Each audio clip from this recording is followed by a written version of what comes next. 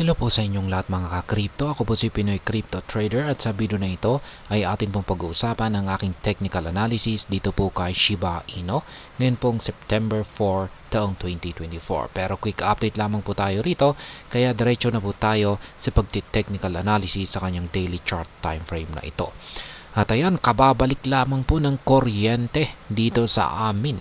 Kaya ayan, kanina po ay pagkatapos ko pong ma-upload yung aking technical analysis kay Bitcoin ay mga ilang minuto lamang ay nawala na naman yung aming kuryente dito at ngayong gabi ay kababalik lamang po nito. Kaya ayan, atin pong ipagpapatuloy ang ating pag-technical analysis muna sa ating mga paboritong mga cryptocurrencies dito. At kasama na po rito itong si Shiba Inu. Ayan.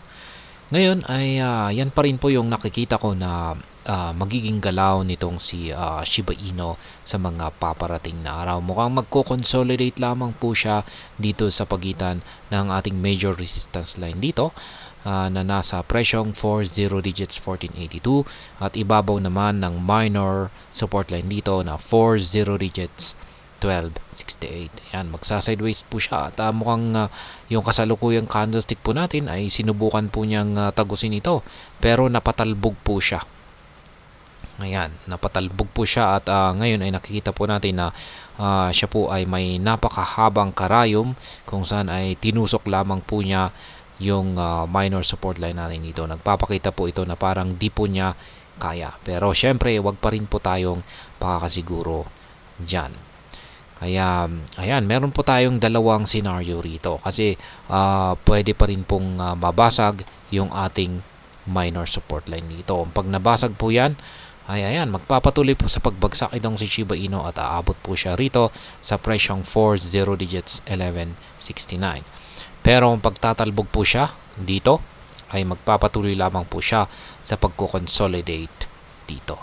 Kaya, ayan, ayusin po natin yung aking mga projected mga price projection dito. Ngayon ay meron akong nakikita rito kay Shiba Inu na dalawang scenario. At yan po yung kanilang magiging interaction ng presyo ni Shiba Inu sa minor support line natin dito na nasa presyong 40 digits 1268.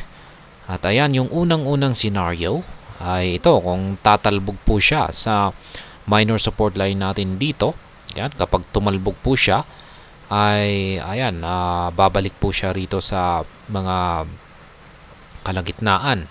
Yan, dito sa gitna ng major resistance line natin dito at minor support line natin at magpapatuloy lamang po siya sa kanyang pagko-consolidate or pagsa-sideways. Kaya yan po yung unang scenario dito.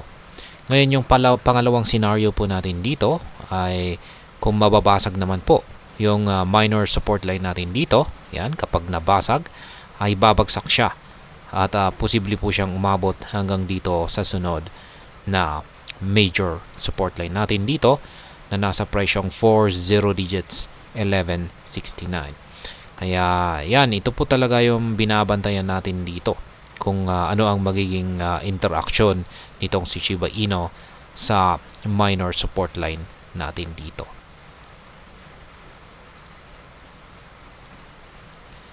Pagdating naman dito sa ating indicators ay unahin po natin dito sa ating Hall Suite indicator. Ito po yung ating Hall Suite indicator kung saan ay nagpapakita po ito ng kulay green. Dalawa lamang po yung kulay nito. Ito ay nagbabago ng kulay green at saka kulay red. Kapag kulay green po yan ay bullish momentum po ang kalagayan ni Shiba Inu, pero kapag naging kulay red ay bearish momentum po siya. Pero ang isa pang bagay po na dapat nating malaman dito ay kapag lumiliit yung kanyang sukat ay nagpapakita na rin po yan ng bearish signal. Katulad po ng nangyari dito.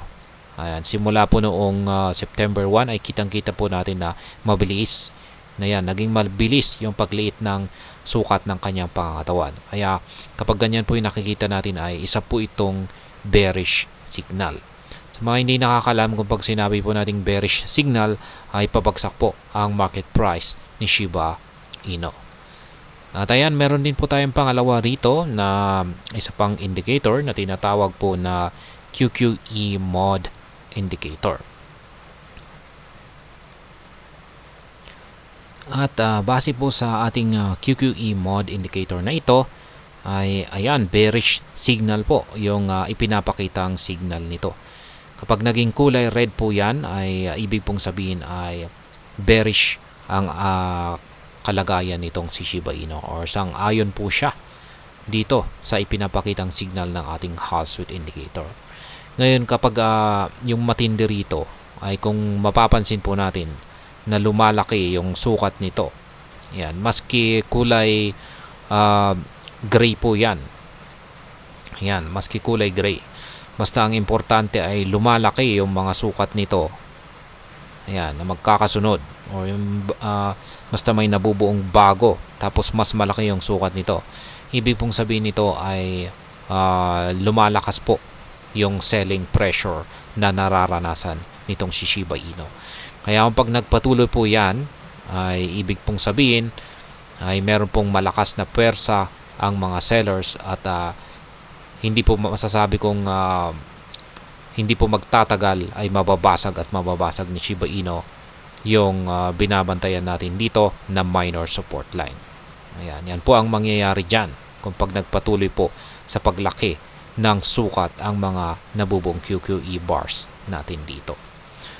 Ayan, pero pag lumiit yung sukat nito, ay ibig sabihin ay tatalbog po ang market price ni Shiba Inu sa minor support line natin dito.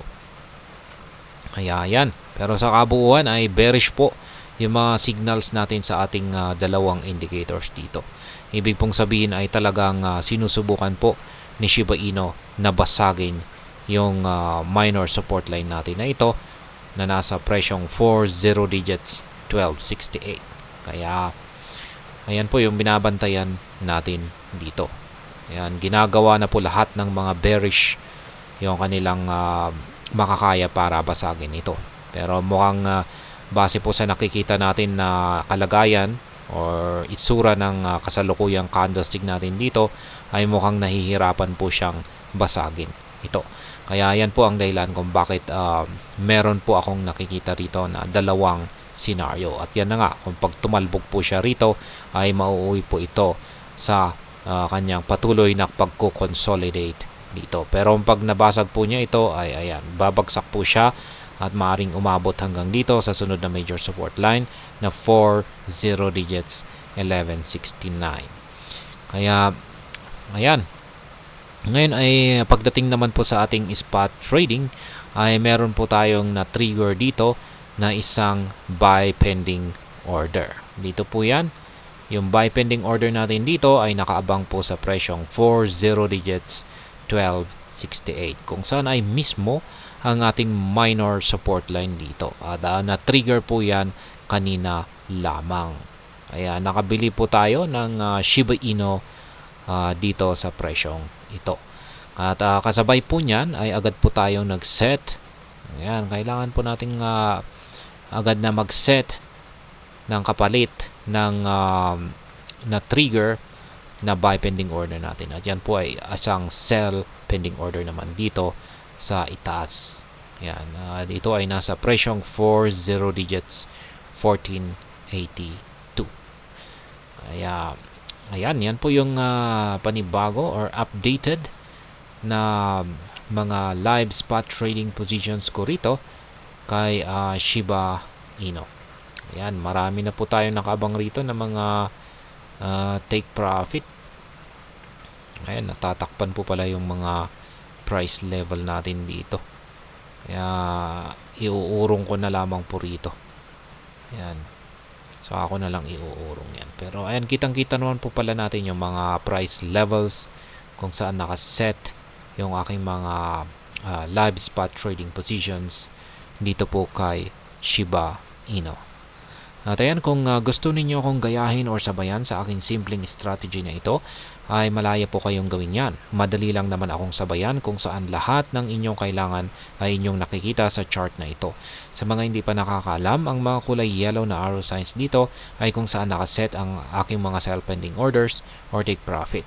At ang mga ito ay nakaset sa mga presyo ng mga resistance levels na katapat ng mga ito. Ganon din ang mga kulay blue na arrow signs dito sa ibaba kung saan ay nakaset naman ang mga ito sa presyo ng mga support levels na katapat ng mga ito. At sa mga bago lamang po dito ay check na lamang po ninyo ang description ng video na ito para malaman kung anong platform at mga indicators ang ginagamit ko dito. At hanggang dito na lamang po tayo sa video na ito mga ka-crypto. Marami pong salamat sa panonood. Ingat po tayo lagi at God bless po sa ating lahat.